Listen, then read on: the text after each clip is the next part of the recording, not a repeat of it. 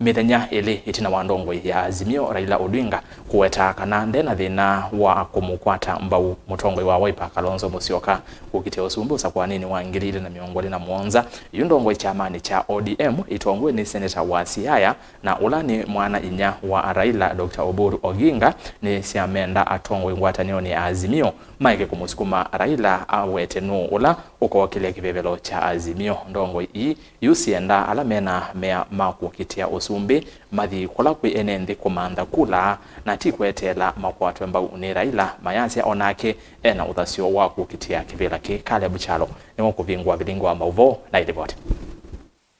No Itina wa Mithenya mevutho Itina wa Ndongoi ya chama cha ODM Raila Odinga Kuweta Kana Ndena Thina kukwata Mbau Kalonzo Musyoka ndini wa kukilia kivevelo cha Usumbi mwaka wa 2021. Kalonzo anatangaza anasimama na baba namna gani ati mpaka baba asimame kwenye nia pana. Tukubaliana. Mimi kama Kalonzo yuko candidate kuna baya gani? Inde Ndongoi cia chama cha ODM ni vindu ioneni ndini wa chathi kimwe cha mathiko kila chethi wa kuya Oma Bay Oburu Odinga ulani Mwana Inya mukuu wa Raila Odinga na inge Seneta wa Siaya no wetakana Raila ne munini kiuku na Violet Thaveno thei ndini wa ngwatanio ya Azimio kwa alamenda kukile kivevelo cha Usumbi na kwenda ngaliko ya Kalonzo yeko lasimithia Raila kumukwata Mbau. Raila is not expired.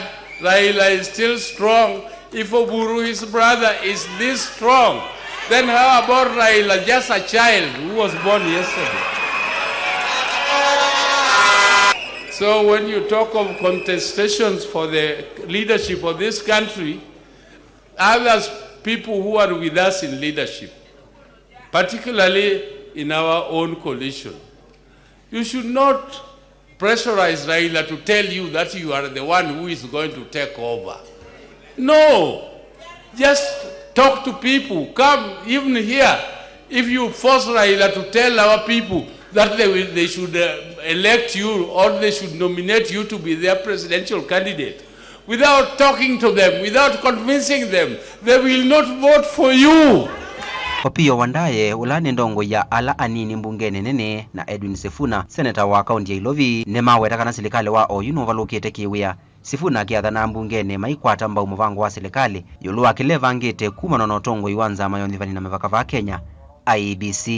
Wale waliona game ya jana usiku ya Cote d'Ivoire na Nigeria, ingekubalika kweli watu wa Cote d'Ivoire ndio wachague refa? Haingewezekana. So hata kwa hii IEBC tunataka kuambia Ruto huwezi chagua refa peke yako. Na hii kitu ndio imebaki peke yake. Once we sort out the question of IEBC, mimi kama katibu wenu nimetembea na baba Kenya mzima. I have no doubt in my mind Ruto is going to be a one-term president. I can assure you. The people of Kenya are going to put a stop to this very terrible experiment they got themselves into in 2022. And a good day is known in the morning. How can a government be in power for now close to 2 years and there's no single thing you can point to? Kaleb Chalo, Mutongoi TV, Vilingi wa Mauvo.